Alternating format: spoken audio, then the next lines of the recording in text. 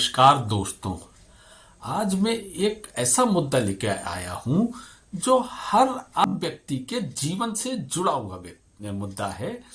हर व्यक्ति शॉपिंग करने जाता है, बहुत सारे मार्ट में जाता है, वो विशाल में जाता है, वो बी मार्ट में जाता है, वो इंडिया मार्ट में जाता है, वो बिग बाजार में जाता है। शॉपिंग करने के बाद वो बिल भी पे करता है।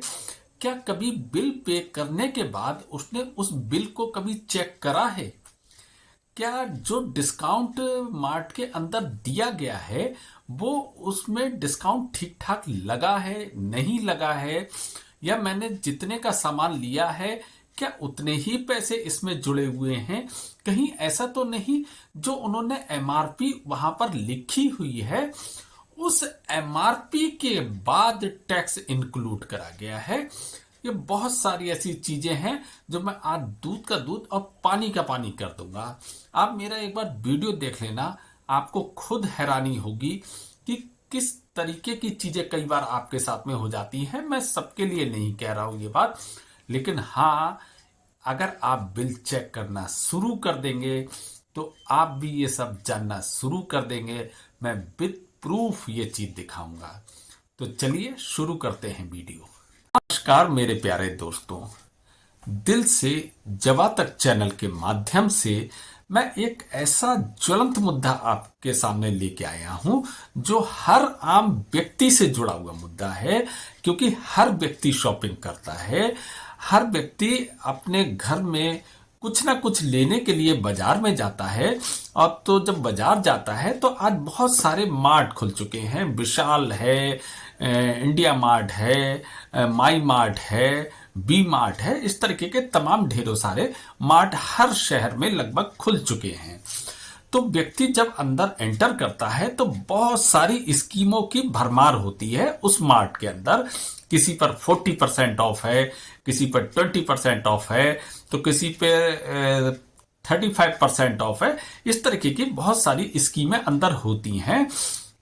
ग्राहक को अट्रैक्ट करने के लिए ये स्कीमें बनाई जाती हैं और इसी अट्रैक्शन की वजह से व्यक्ति अपने बजट से ऊपर भी शॉपिंग कर बैठता है कि चलो भाई इस पे 40% है तो मेरा जो बजट था वो 1000 रुपये है, कोई बात नहीं, अगर मैं ये ले लूंगा तो 40% डिस्काउंट में चलो मैं थोड़ा सा और कर लेता हूँ, कोई बात नहीं, अगर 1500 की भी अगर मेरी शॉपिंग हो जा रही है चलो कोई बात नहीं, इतना बड़ा डिस्काउंट तो फिर मुझे मिलेगा भी नहीं। और बाद में वो सब लेने के बाद उसकी एमआरपी पहले वो चेक करता है, अपने बजट के अकॉर्डिंग वो लेता है और सीधे सीधे कैश काउंटर पे जाकर जाता है और अपना बिल पेड करा और बड़ी खुशी खुशी चला आता है कि भाई फलाने मार्ट में बहुत अच्छी स्कीम चल रही है, 40% चल रही है या 35 चल रही है, इस तरीके की, और दूसरे लोगों से भी जिक्र करता है और बहुत खुश होता है। लेकिन कोई भी एक बार उस बिल को चेक भी नहीं करना चाहता है। क्या जो स्कीमें वहां पर लगा रखी हैं क्या वो सही है? क्या मेरे बिल में वो डिस्काउंट कर रखे हैं? ऐसा क्यों नहीं करता है व्यक्ति? अच्छा, सबसे पहले मैंने भी बहुत टाइम तक ये गलती करी थी। वक्त वाली बात है, आज से काफी टाइम पहले की बात है। मेरे कुछ हाथ टाइट चल रहा था और मैं अपनी मिसेस के साथ एक मार्ट में शॉपिंग करने गया हुआ था। मेरा कुछ एक लिमिटेड बजट था। मैंने कि ठीक है, मेरे पास आज को थोड़ा हाथ तंग है तो तुम एक लिमिटेड शॉपिंग कर लो, इतने तक की कर लो, क्योंकि मैं कुछ टाइम बाद तुम्हें और बढ़िया शॉपिंग करवा दूंगा। अच्छा, मैं उसको कैलकुलेट कर रहा था कि मुझे इतने तक की ही शॉपिंग करवाना है। मैंने कैलकुलेट करा, कैश काउंटर पे आया, मान लीजिए सपोज मेरा 1000 रुपए का उस दिन बजट था। जब मैंने पेड करा तो करीब ऐसे 1200 1250 रुपए का बिल आया। थोड़ी देर तक तो मैं हैरान रह गया, क्या यार मैंने कुछ मिस्टेक कर दी है। मेरी मैथ ठीक ठाक है, लेकिन मैंने कि हो सकता है मुझसे कोई मिस्टेक हो गई जोड़ने में, लेकिन ऐसा कैसे हो गया जब मेरा बजट था, मैं तो कैलकुलेट कर रहा था।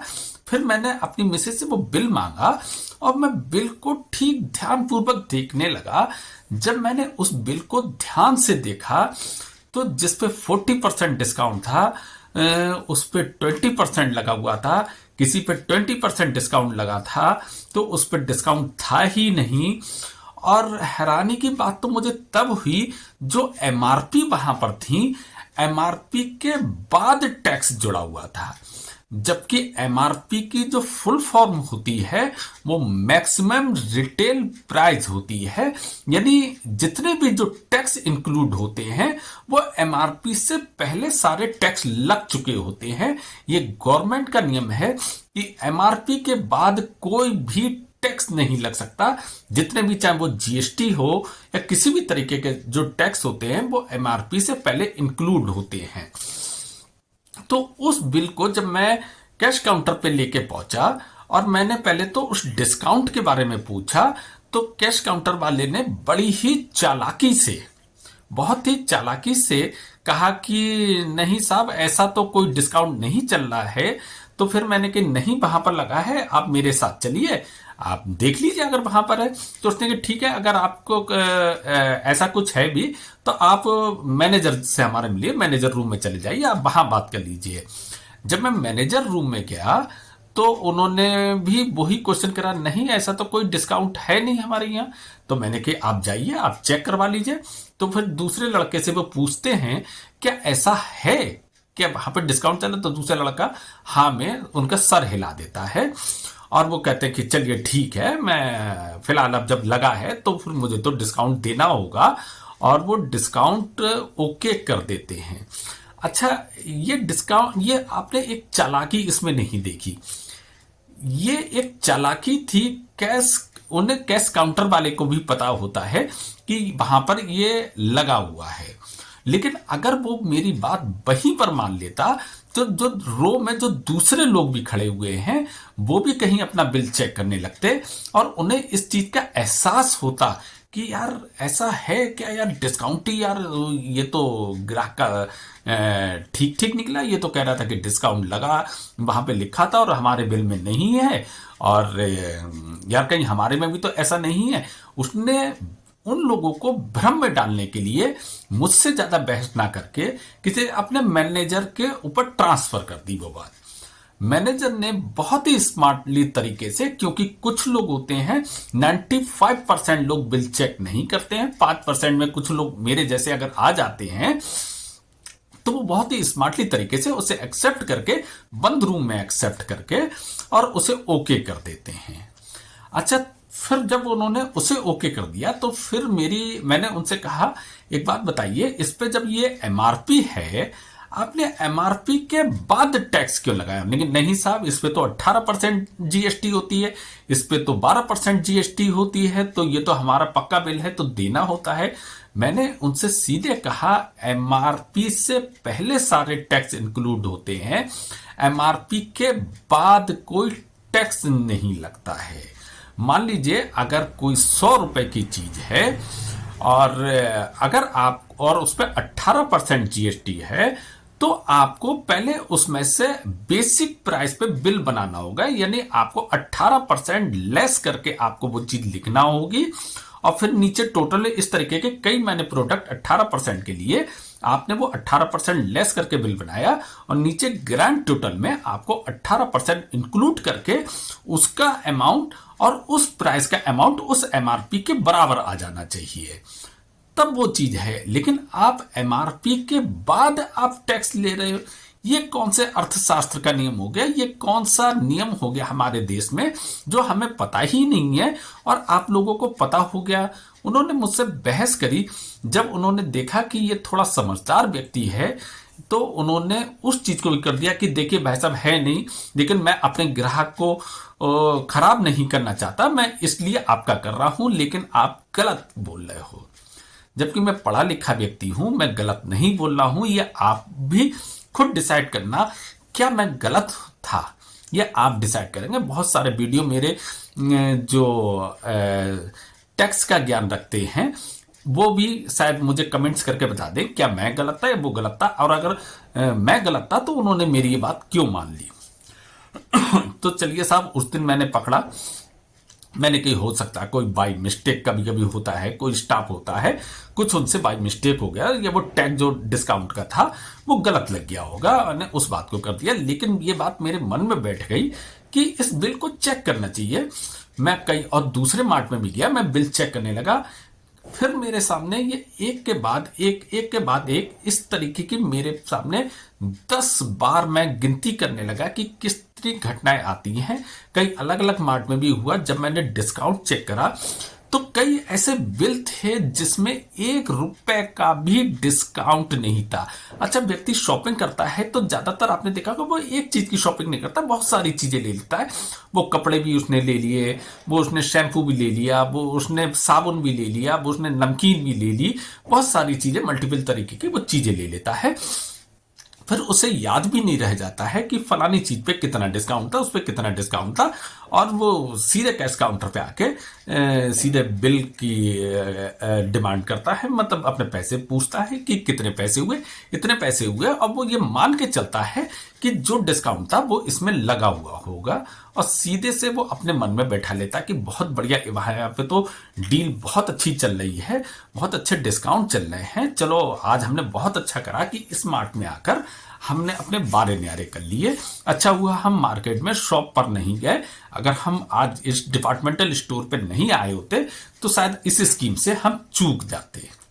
लेकिन उसे पता ही नहीं है कि जो डिस्काउंट वो सोच रहा है मन में, वो डिस्काउंट दरअसल उसे मिले ही नहीं, वो मिले ही नहीं। और इन लोगों का जो तरीका होता है, और 10 के 10 बार मैं बता रहा हूं, कैश काउंटर वाले ने मुझे ट्रांसफर करा अपने मैनेजर के पास, मैनेजर ने बंद रूम में ये एक्सेप्ट करा और चुपके से मेरा वो बिल ओके कर दिया। इस बात पे मैंने एक दो मैनेजर से कहा कि ऐसी क्या बात है, आपके कैश काउंटर वाले को कुछ पता ही नहीं होता है, आप किस तरीके के लोग हैं? कैश काउंटर वाले को तो सब कुछ पता होना चाहिए। भाई साहब, आपके पास मुझे आने की जरूरत क्यों पड़ती है? और मुझे अब ये पूरा शक है कि ये आप जानबूझकर करते हो, क्योंकि ये मैंने इसलिए बात कही क्योंकि एक सेम, अब मैं नाम नहीं ले रहा, बहुत बड़ा विवाद हो जाएगा, हो सकता है कि मुझे शायद कानूनी प्रक्रिया का भी सामना करना पड़ सकता है। बहुत बड़ा नामी डिपार्टमेंटल स्टोर है ये, जो मैंने नाम दिए थे इन्हीं में से है। मान लीजिए मैं एक बार सिविल लाइंस में मैं उस डिपार्टमेंटल स्टोर में गया, और ये सेम चीज मेरे संग में हुई कि डिस्काउंट किसी पे था ही नहीं, या 40 वाला 20% लगाता, एमआरपी के बाद टैक्स लगाता, इस तरीके की हुई। मैंने मन में ये माना, हो सकता है यहाँ का स्टाफ बेईमान है और इस तरीके की हरकतें कर लेता। वो सेम कंपनी का जो सेम है वो मैं दूसरे एरिया में चला गया। मान लीजिए मैं एक डीडीपुरम जगह है, मैं वहां पर चला गया, लेकिन स्टोर सेम ही था, मतलब कंपनी सेम ही थी। जब मैं वहां गया तो सेम घटना मेरे संग में वहां भी हुई। उस दिन मैंने इनका पूरा झांसा समझ लिया कि ये ऊपर से इंस्ट्रक्शंस होते हैं इन्हें इस तरीके के करने की। उन्हें पता है 95% लोग बिल को चेक नहीं करते हैं, जो 5% लोग चेक करते हैं उन्हें आप मैनेजर रूम में भेजो, मैनेजर चुपके से बंद रूम में से ओके कर देगा, और वो पता भी नहीं लगेगी कि इस तरीके का घपला हमारे यहाँ होता है। जब अलग अलग स्टोर में सेम कंपनी के हुआ तो मैंने कि भाई ये तो बहुत बड़ा स्कैम है इन लोगों का। ये जो आम पब्लिक है, जो बहुत मेहनत का पैसा होता है, ये किस तरीके से उस पैसे का मिसयूज करते हैं और किस तरीके से उसके संग में धोखाधड़ी कर रहे हैं ये। अभी बिल्कुल रिसेंटली मैं बता दूं, अभी 2 दिन पहले की बात है, मेरी मिसेज ऐसे ही एक नामी ग्रामी कहते हैं मार्ट में शॉपिंग करने गई थी। फिर उन्होंने देखा कि इस पे इतने इतने % डिस्काउंट है, उस डिस्काउंट के एवज में उन्होंने शॉपिंग कर ली, और शॉपिंग करने के बाद उन्होंने बिल पेड करा। और क्योंकि मैंने उन्हें बोल रखा था कि कभी भी बिल चाहे थोड़ा सा समय लगे, आप रुको पहले बिल चेक कर लो, मेरे कहने के मुताबिक मैं उस समय मौजूद नहीं था। उन्होंने बिल चेक करा, तो बिल चेक करा, उन्होंने भी यही देखा कि वो बिल पे डिस्काउंट जो वहां पे लिख रखा था वो नहीं था। ये देखिए, मैं इस साइड में मैं ये आपको बिल भी शो कर रहा हूं। तो उन्होंने भी वही फिर से नौटंकी हुई कि मैनेजर के पास जाइए, और मैनेजर ने फिर वो कर दिया। और एमआरपी के बाद जीएसटी वगैरह लगी हुई थी। हालांकि मेरी मैडम ने एमआरपी के ऊपर बहस नहीं करी, लेकिन मुझे ये घटना बताई तो मैंने कि वो बिल मुझे जरा सेंड करना। जब उन्होंने वो बिल मुझे व्हाट्सएप पे सेंड करा तो मैंने कि यहाँ तो भी के ऊपर भी डिस्काउंट लगा, तुमने इसके लिए नहीं कहा कि नहीं वो फिर उन्होंने वो गलती धोखे से हो गया था और उन्होंने फिर कर दिया। हमने कहा ये धोखा नहीं होता है, धोखा कभी कभार होता है, इंसान है, इंसान से गलतियां होती हैं, लेकिन ये लोग जानबूझ के कर रहे हैं। खैर मैं अलग टाउन में था, मैं उस समय गाजियाबाद में था, मेरी मिसेज बरेली में थी, तो संभव नहीं था कि मैं आके उस चीज को कर सकता था। लेकिन इस तरीके की हर व्यक्ति के संग में हो रहा है। जो ओपन मार्केट है वहां मैंने ये चीजें नहीं देखी, लेकिन ये जो बड़े बड़े मार्ट है वो इस तरीके की धोखाधड़ी अपने कस्टमर के संग में करते हैं। इतनी धोखाधड़ी करने के बाद एक बहुत छोटी सी लीक से हटके और बात कहूंगा मैं, आप देखेंगे कि अगर आप एक ठेले पे सब्जी लेते हैं या आप ओपन मार्केट से आप कोई कपड़ा खरीदते हैं, आप शूज लेते हैं, आप कोई कॉस्मेटिक का सामान लेते हैं, तो आपको उसके साथ एक कोई थैला है या थैली आपको जरूर मिलती है। और जो इतने बड़े स्केल पे ये लोग काम करते हैं, तो ये क्या इतने गरीब होते हैं कि ये उस थैले या थैली का पैसा चार्ज करने लगे हैं। इतनी बड़ी धोखाधड़ी करने के बाद भी ये पैसा चार्ज करते हैं।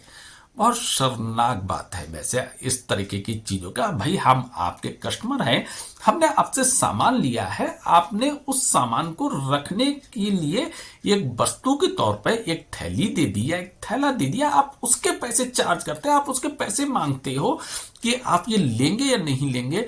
कितनी छोटी सी बात आप करते हो, कितने आपको शायद शर्म आना चाहिए, लेकिन नहीं आएगी, क्योंकि बड़े लोगों की गलतियों को लोग शर्म के रूप में नहीं देखते हैं। अगर ये कोई एक सब्जी वाला अगर किसी से कह देगा, एक ठेले वाला भी बेचारा छोटा सा व्यापारी होता है, कि बाबूजी मेरे पास सब्जी तो है लेकिन मेरे पास थैली आज खत्म हो गई, तो यकीन मानिए आप उससे 4 बातें कह के उसे सुना के आप उसके ठेले पे सब्जी नहीं लेंगे और आप दूसरे दुकान पे या दूसरे ठेले पे चले जाएंगे।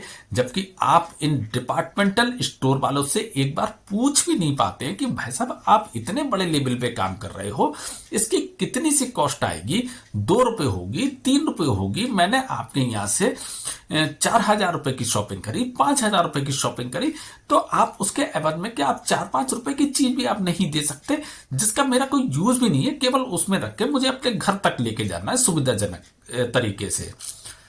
लेकिन ये सब चल रहा है, बहुत ज्वलंत मुद्दा है, बहुत सीरियस मुद्दा है। आप भी चेक करना शुरू करिए, फिर आप देखिए आपके बजट में कुछ ना कुछ अंतर आएगा। ये जब धोखाधड़ी मैं 10 बार पकड़ सकता हूं, तो आप भी जरूर पकड़ेंगे और इसके खिलाफ आप भी आवाज उठाएं, सब लोग आवाज उठाएं कि अगर कोई व्यक्ति ऐसा करता हुआ पकड़ा जाता है तो हो सकता है इस बार मैं कंज्यूमर फोरम में भी जाऊं, कोई प्रूफ इकट्ठा करूंगा, क्योंकि ये बिल उसको तुरंत काट देते हैं, दूसरा बिल दे देते हैं, वो मेरे पास प्रूफ भी नहीं रह जाता है। क्योंकि जो रिकॉर्डिंग होती है, अगर वहां पे सीसीटीवी कैमरे लगे, वो इनके कैमरे होते हैं। मैंने कभी अपने मोबाइल से इस तरीके की रिकॉर्डिंग नहीं करी है, लेकिन कभी तो एविडेंस में जुटाऊंगा, कभी तो इनके खिलाफ मैं एक्शन लूंगा। अगर आप चाहें तो आप भी एक्शन ले सकते हैं, आप चाहें तो आप भी स्टिंग ऑपरेशन एक दिन कर सकते हैं। फिर देखना इसका क्या नतीजा होता है। ये एक बहुत बड़ी न्यूज बन जाएगी। बाकी आप लोगों का बहुत ज्यादा मुझे प्यार लगातार मिल रहा है, ऐसा ही मेरे साथ साथ देते रहिए। मुझे भी अच्छा लगता है। मेरी वीडियो को लाइक और शेयर और कुछ कमेंट्स भी कर दिया करिए, मुझे बहुत अच्छा लगता है। मुझे बहुत ज्यादा प्यार आप लोगों से हो गया है। बस मेरे संग में ऐसे ही जुड़े रहिए, आप ऐसे ही साथ देते रहिए। बाकी फिर मिलते हैं नेक्स्ट वीडियो में।